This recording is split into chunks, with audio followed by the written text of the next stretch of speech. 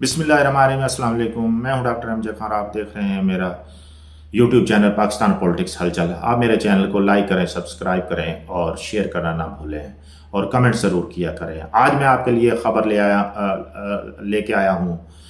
14 اگست 2025 کا دن پاکستان کی سیاست میں نہ صرف یوم آزادی کی خواہش لایا بلکہ تینوں بڑی سیاسی جماعتوں کے لیے الگ الگ نوعیت کے ٹاپ ٹرینڈنگ خبروں کو بھی سامنے لے آیا۔ ایک طرف Pakistan Tehreek Insaf P T I میں